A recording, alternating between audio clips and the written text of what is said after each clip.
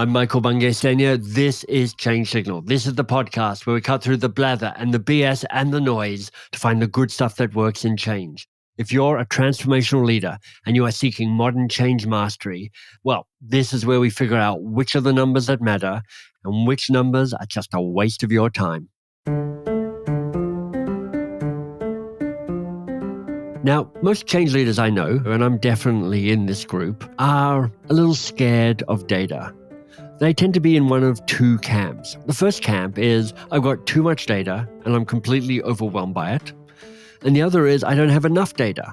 And I'm kind of blindly hoping that I won't need actual data to help make some of the decisions that need to be made. And honestly, for me, even in the very rare moments where I think I do have the appropriate amount of data and it's useful data, I'm not even sure what to do with it half the time. So I wanted to talk to someone who could actually get me over my own hang-ups about data, and maybe this will be helpful for you as well. I think what data allows us to do is it allows us to understand our intuition, how we approach the world, and to do it with a level of rigor that our own individual experiences would no longer allow. And so I think at the end of the day, it allows us to make better decisions, to allocate resources more effectively. That's Neil Hoyne, and you might not expect the chief strategist at Google to be talking intuition, but honestly, that's why I think he is the perfect guest for this conversation. He has some really counterintuitive points of view around data, which I think you'll really like. Now, most of Neil's work has an external focus, really helping leading brands approach and understand data, AI, and even digital transformation, and really help them figure out how best to talk to their customers, to understand their customers, and to best serve their customers. But the thing is, as change leaders, we have our own internal customers. We need to understand data as well. We need to serve our internal customers just as well as our organization serves our external customers. So I'm thinking, and I'm quietly confident that Neil's going to shine a light for me on how all this works. This is going to be a great conversation. Neil, welcome. Michael, thanks for having me. Yeah, this is going to be great. What do you know about data now that you may not have known 5 years ago? You know, I think I believed more, and people will tell me I'm either becoming too old or too jaded to do this, or some will say, what are the new term? We're seasoned executives. You know, you hear a lot of those mantras where people say, everybody bring data, data wins in our organization. And you find out it's great. It makes us feel good unless we're on the side of data we don't like. And then all of a sudden data becomes political. Right. Data becomes emotional. Data means that my team is too large. Data means that I didn't drive the same amount of sales that I thought I did. Data means that maybe I don't qualify for that promotion. And it's not to say we reject data, but what we look for is we look for data that supports our point of view. Right. Our confirmation bias. Yeah. Exactly. Right. And I don't judge people for it, but I say the very first thing you have to recognize with your organization, if you're using data, that's great. But is it data-driven decision-making where you're looking at it objectively? We can talk about how companies do that. Or is it data-driven selling, where you're capturing the points of data to make your case for what you've already decided you want to do? And you're just saying, because I'm throwing data at you, that's the reason you believe me. And so we just separate the two. And I won't judge. I've seen organizations on both sides be successful. I just want to know where we're starting from. And let's be honest with ourselves so that we can move forward. So this is already an interesting point of view because, I might have expected you coming forward to go, no, look, data is the great thing and we are data driven and you should be using as much data as possible and get smart about it. But I'm not sure skepticism is quite the right word, but you're seeing the slipperiness of data. I am. And I'm also arguing that it's okay, which a lot of the quants I work with say, absolutely not. Data must be pure, it must be clean, we must rigorously test. Yeah. And then what I do is I say, all right, let's try it this way. If you were to draw a timeline, how long does it take us to perfectly understand a problem, to clean that data, to run a comprehensive test? Right. I hate to tell you, for a lot of industries, it will take years.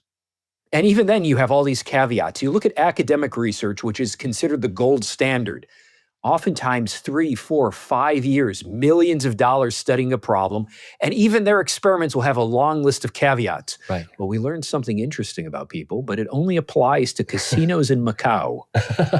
And so really in the back of every data-driven person's mind is there's limitations to how far we can go. There's error. Right. And so if we accept that everything we can do in business will still have some error, we shouldn't beat ourselves up about being imperfect with the data we collect. Got it. We have to be realistic about the limitations and what the business needs from us.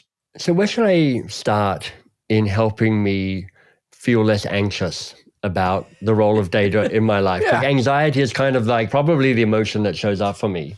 I mean, I'd be curious to know even like, how do I start thinking about collecting data? Let's start with the very ground floor of this, Please. which I would say even before the collection starts. Great. Let's acknowledge to ourselves that data is really hard.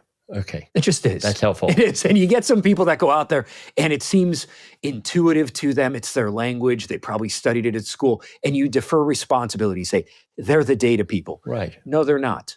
They're the people with a specific set of skills relevant to data. But you also have real world experience about how that data was collected, about how that data will be applied. Right. And so you have part of the conversation and it's hard for everybody.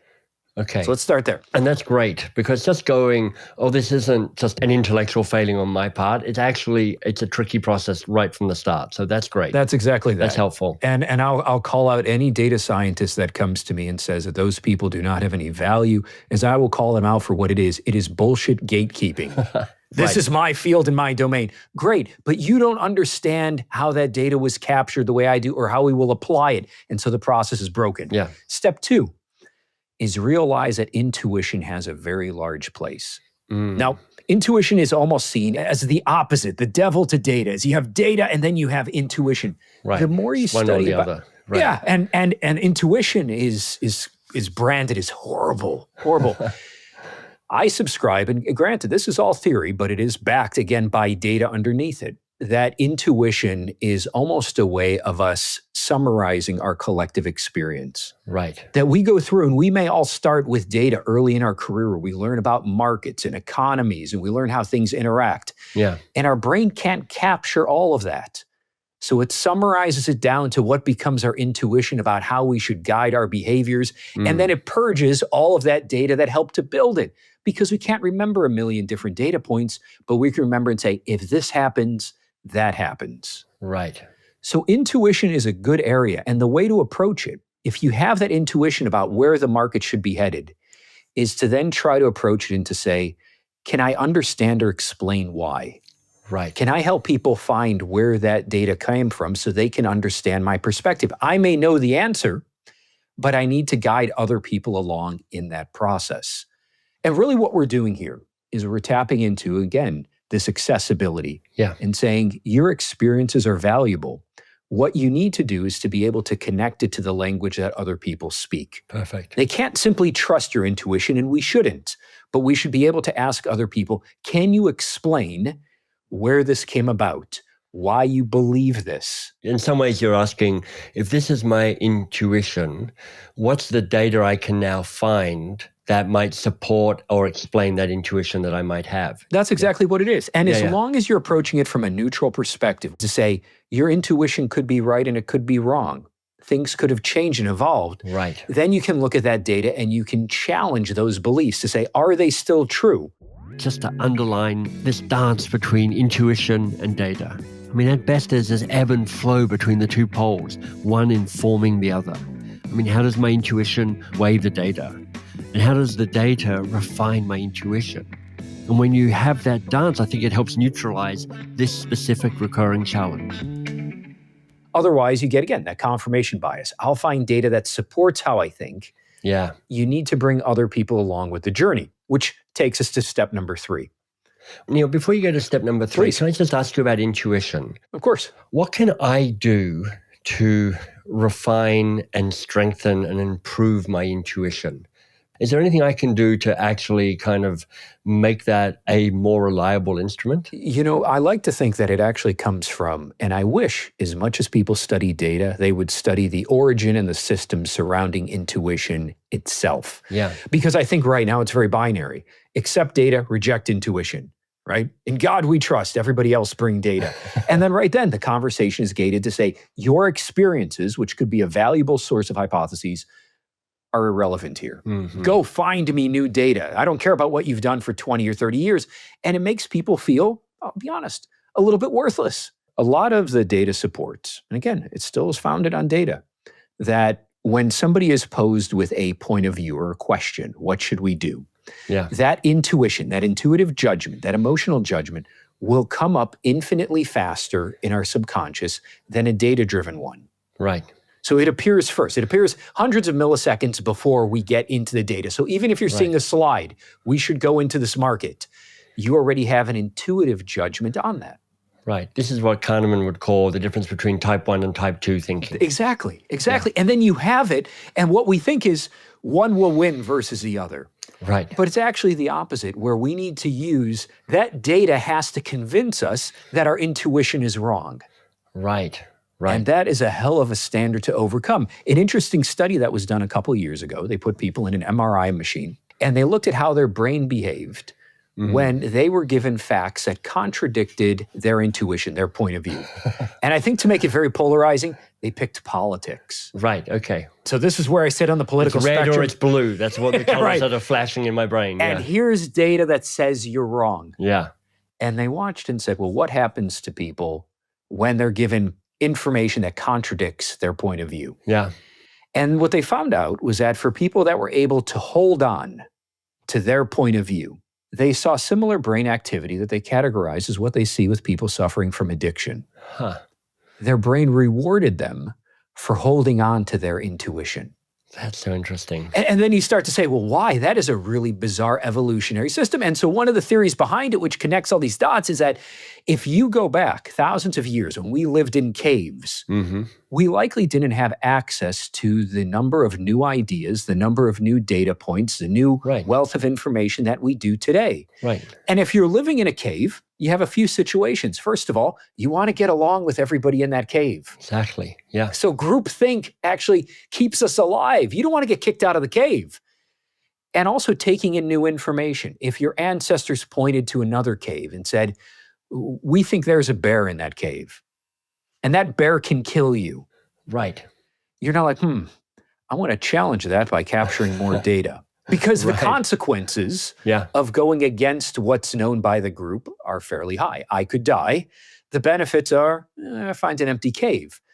And so that exploration that we now champion as a culture, embedded in us was the exact opposite. And so it's just part of being human. Yeah. So we know what we're fighting against when we're trying to influence change amongst ourselves and amongst our peers. They're not irrational. They're behaving exactly as they've developed.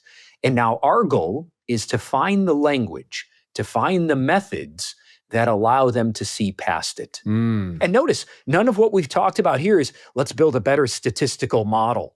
It's about let's understand human beings and how they're going to look at that data and how they're going to make decisions, how we're going to look at it.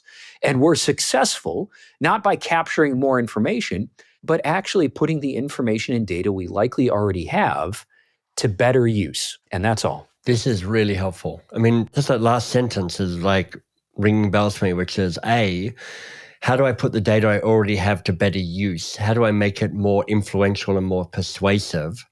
And secondly, it's not necessarily about, I mean, it might be you need more data, but I love as a place to start, which is what if we already have the data we need? How do we make this work better for us? That's exactly it. And also to take off a little pressure from people. The goal is never to make 100% data-driven decisions. I don't want to live in that world. It's algorithmically defined because we can't capture everything that we know about the world in data. Right. But it's also to realize that I look at success, especially in a business context, is if you have all these people, if your competitors are suffering from the same very human affliction of handling intuition and data, then success is simply being able to move slightly faster than they do in advancing beyond it. To evolve as an organization, as a business, and as a leader, to use a little bit more data and to be able to benefit from that information, to be able to benefit from that intuition faster than the other people that are trying to reach your markets and your customers. If you'd like to find out more about Neil, certainly check him out on LinkedIn. That's a great place to connect. So that's Neil Hoyne, Hoyne. And of course, you'll find his book in all the usual places. It's called Converted, the data-driven way to win customers' hearts. And I love that even in the subtitle, we've got data and we've got hearts, data and intuition. It's right there in the title. How do I become more, I was going to say agile, but agile is a word with baggage. It's kind of a little more graceful, a little more fluid, a little more deft with data. I'll tell you one of the secrets how I approach it. The first is, when we talk about very human decisions, when we make a statement, we have an idea, there's a certain amount of ego that comes with that, right? We like to be right. And it seems, I'll say correlational, but I'm sure you could probably tell me that there's data around this, where the more senior you are, the higher of esteem you hold yourself in an organization, the more weight you have on your shoulders to be consistently right. Yeah. So their survival depends on projecting confidence. But what I often find to be effective is simply the way we frame things. So if we're looking at, say, a strategy or a roadmap, and we say, we have to go in that direction, or we look back at our intuition and we say, this is what's going to happen in the market. Yeah. It's very difficult to move people from those anchors because that's where they're starting. They're sharing their point of view, their intuition. And the contrary is to say, you're wrong, which is devastating socially, right? To come back to the table, to be like, and we talked to Neil last week and he was wrong last week. So how do we feel about him this week? So utterly binary. It's either a yes or a no. Yes or no. You're either right, with me or you're against me. Or you're wrong. Yeah. Now, we can soften that and people will say, well, we won't pass judgments and we're going to encourage risk and failure. And again, I think that's largely garbage because I don't know anybody that purposely tries to fail. Yeah. But what I do know is companies that are successful, that before they get into the decision-making process about what they should do, they go around the table and not asking people for their bets, but asking people for their hypotheses. Right. Hypotheses encourage exploration. They encourage data. They even challenge us to say the purpose of a hypothesis is to learn what we don't know. Right. The validation of the hypothesis, it doesn't matter whether it's right or wrong. It's did we go through the process?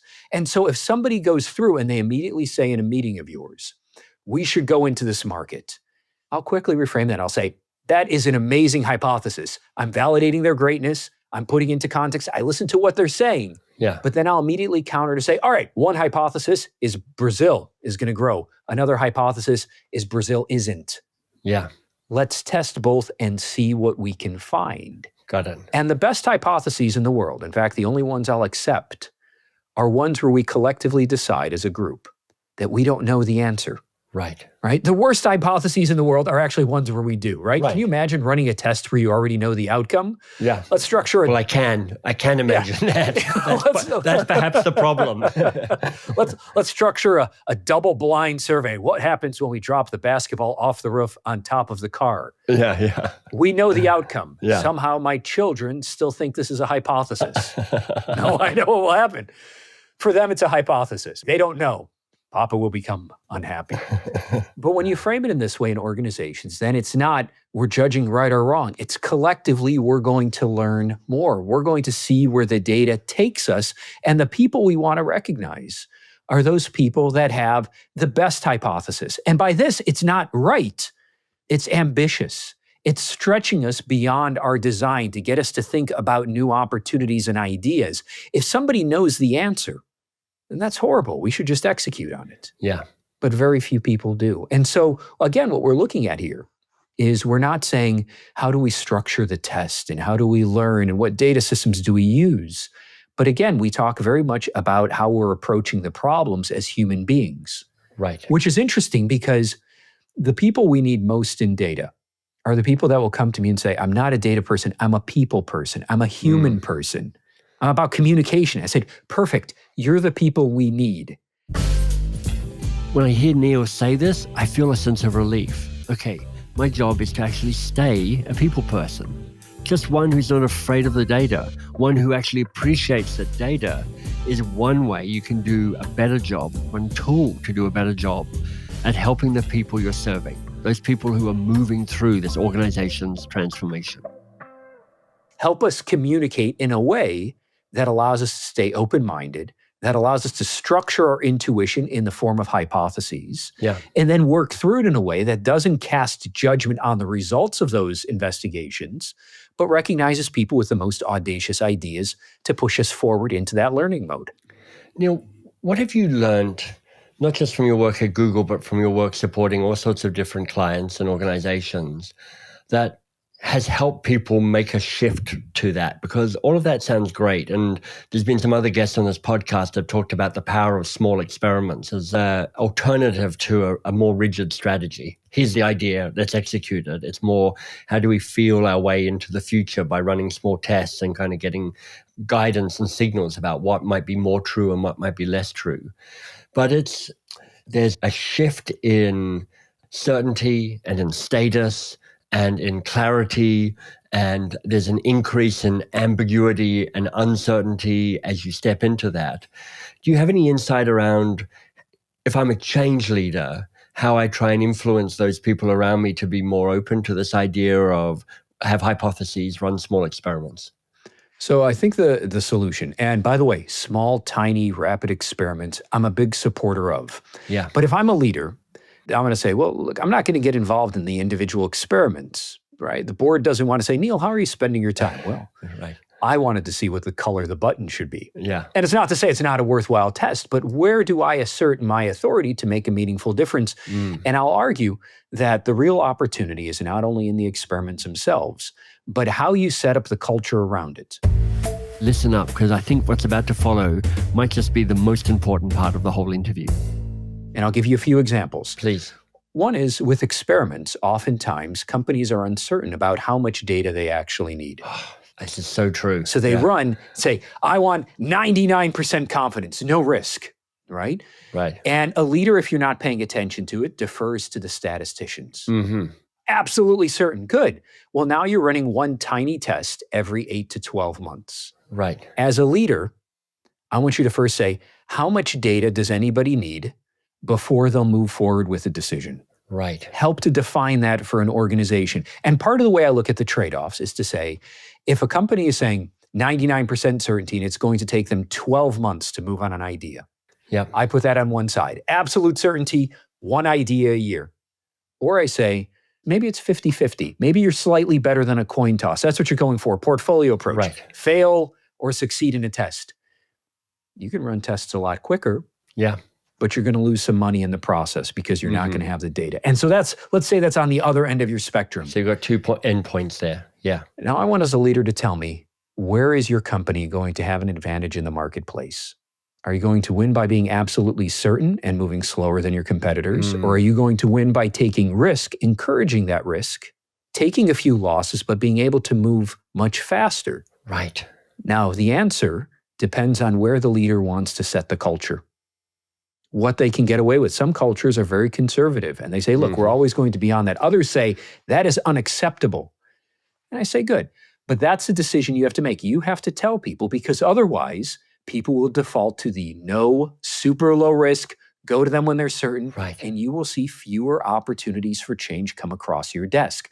But you have to set that tone to say, this is how I will make decisions. And more importantly, as a leader, if we run this test, and this is the methodology I set, I will say we don't need to be perfect. Yeah. And if a test fails, if an investment fails, who accepts the blame? Right. Are you going to blame the person that gave you the hypothesis, which I would argue is wrong because then you only get to save things? Or will you stand up and say, at the end of the day, I'm approving these tests. If they don't succeed, that's on me because I'm setting the pace of how I want the organization to move. But only the leader can do that, because anybody below them will satisfy that safe, conservative, I don't want to lose my job, I don't want to waste any money, because they also don't see the payoff of the success.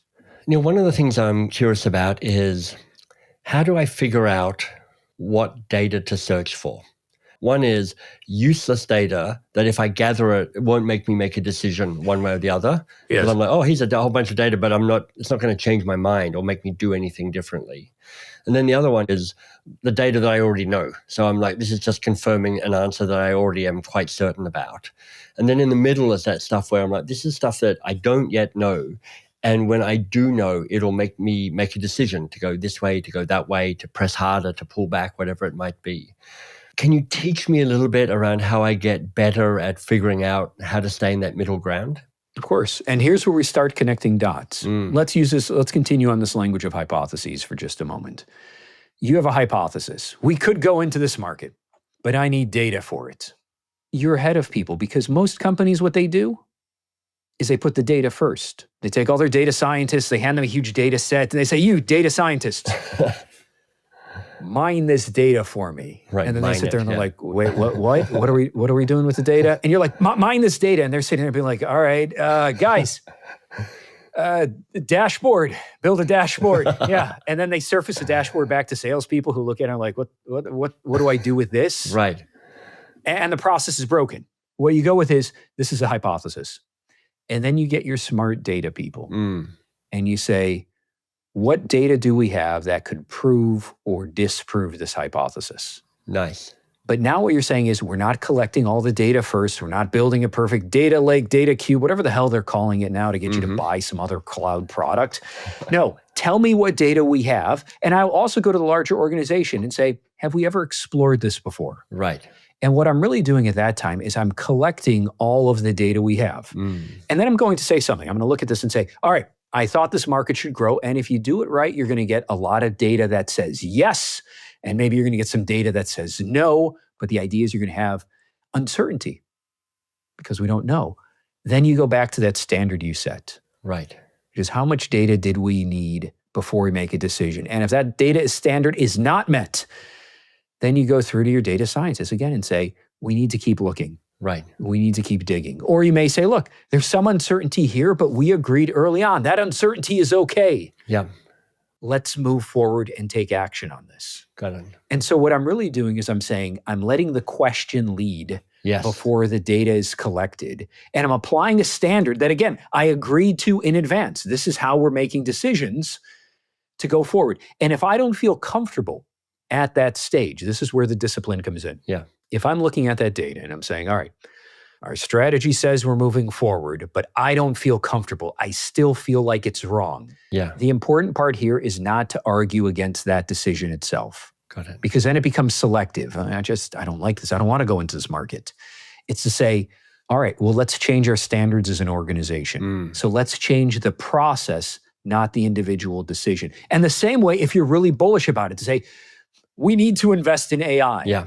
And all your customers are saying, please don't give us a chat bot. And you're like, no, AI is important. We must do it.